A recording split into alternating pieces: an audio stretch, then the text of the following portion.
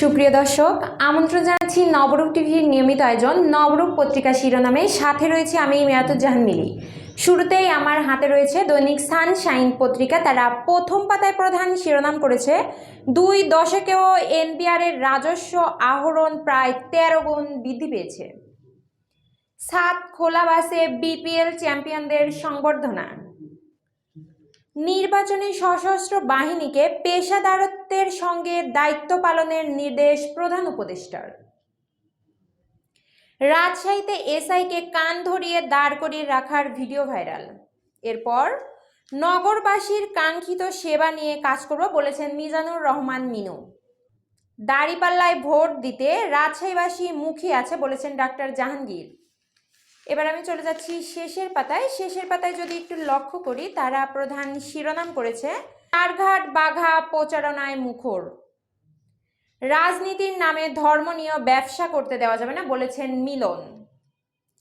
Champion সাবিনারা ফিরছেন বৃহস্পতিবার। এরপর ফেব্রুয়ারির 6 দিন ইতালির ভিসা আবেদন বন্ধ থাকবে। এ পর্যায়ে আমার হাতে রয়েছে দৈনিক সোনালী সংবাদ। তারা প্রথম পাতায় প্রধান শিরোনাম করেছে, বিপিএল চ্যাম্পিয়ন ট্রফি রাজশাহীতে। এরপর প্রচারণায় মুখরিত নগরী।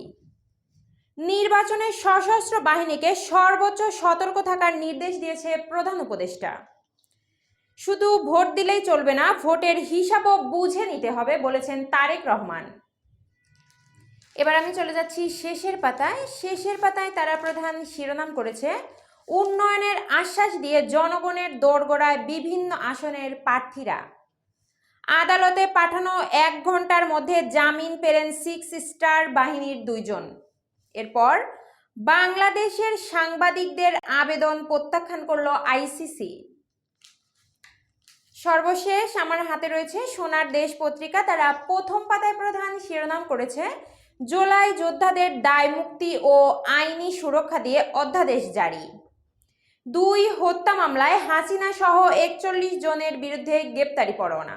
এরপর যদি একটু লক্ষ্য করি, তারা শিরোনামটি করেছে, সাবেক ডিএমপি কমিশনার হাবিবুর রহমান সহ 3 জনের মৃত্যুদণ্ড। রাজশাহীর পথে পথে বিপিএল ট্রফি ওয়ারিয়ার্স উদযাপন। এবার আমি চলে যাচ্ছি শেষের পাতায় তারা প্রধান শিরোনাম করেছে, শিক্ষার্থীদের হাতে পৌঁছায়নি 30 লাখ বই, এখনো চলছে ছাপার কাজ। কাস্টমস শুধু রাজস্ব আদায় করে না, ব্যবসায়ীদের নিরাপত্তাও দেয় বলেছেন এনবিআর সদস্য লুৎফুল আজিম। স্বল্প খরচে ডিজিটাল সেবা দোরগোড়ায় পবায় সেবা ও তথ্য প্রযুক্তি প্রশিক্ষণ কেন্দ্রের উদ্বোধন। মামলা তুলে নিতে প্রাণনাশের হুমকি, পত্নীতলায় নিরাপত্তাহীনতায় নির্যাতিত দৃষ্টি প্রতিবন্ধী পরিবার।